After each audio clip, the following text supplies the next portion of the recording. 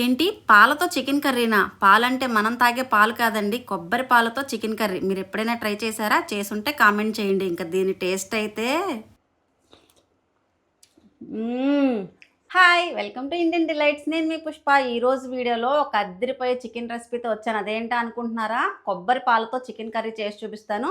మీలో ఎవరైనా సరే ఇప్పటి వరకు ట్రై చేయకపోతే కనుక కంపల్సరీ ట్రై చేయండి. టేస్ట్ అయితే నెక్స్ట్ లెవెల్ ఉంటుంది. వీడియోని ఎక్కడ స్కిప్ చేయకుండా ఎండ్ వరకు చూడండి. అలాగే వీడియోని లైక్ చేసి ఛానల్ సబ్స్క్రైబ్ చేసుకొని పక్కన ఉన్న బెల్ ఐకాన్ క్లిక్ చేయడం మర్చిపోద్దు. ఇంక లేట్ చేయకుండా మన వీడియో స్టార్ట్ చేసేద్దాం పదండి. కొబ్బరి పాలు చికెన్ కర్రీ కోసం ఒక పెద్ద బౌల్ తీసుకొని శుభ్రం చేసి పెట్టుకున్న చికెన్ వేసేసుకోవాలి. నేను 1/2 kg చికెన్ తీసుకొని కట్ చేయించుకున్నాను. ఇందులో కొద్దిగా సాల్ట్, పసుపు, 2 టీ స్పూన్ల కారం, 1 టీ స్పూన్ ధనియా జీరా powder, 1/2 tea spoon garam masala, 1 tea spoon chicken masala. ఈ మసాలా పొడులన్నీ వేసుకున్నాక చికెన్కి బాగా పట్టేలా ఒకసారి కలుపుకుందాం. నేను ఫుల్గా ఒక కొబ్బరికాయ తీసుకొని దాన్ని కొబ్బరి తీసేసి పాలు తీసుకున్నాను. అందులో 1/2 వేస్తున్నాను. అంటే ఒక 200 ml ఉంటుంది.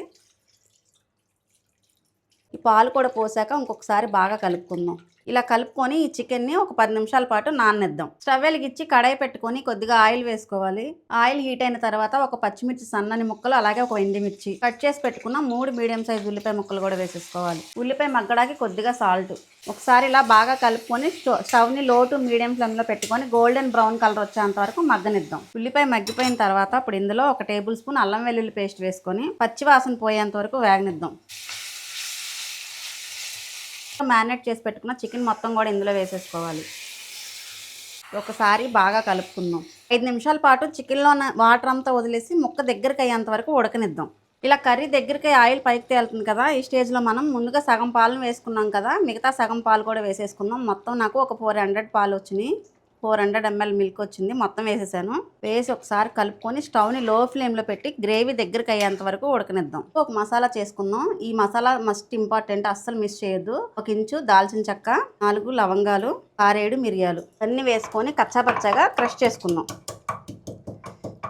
మనం నూరి పెట్టుకున్నాం కదా మసాలా, కొద్దిగా వేసుకోవాలి. ఇందులోనే 2 రెమ్మల కరివేపాకు వేసుకొని ఒకసారి కలిపి 1 నిమిషం పాటు ఉడకనిచ్చి స్టవ్ ఆఫ్ చేసేసుకుందాం. వేడివేడిగా మన కొబ్బరి పాలు చికెన్ కర్రీ రెడీ అయిపోయింది. టేస్ట్ చూసి చెప్తాను.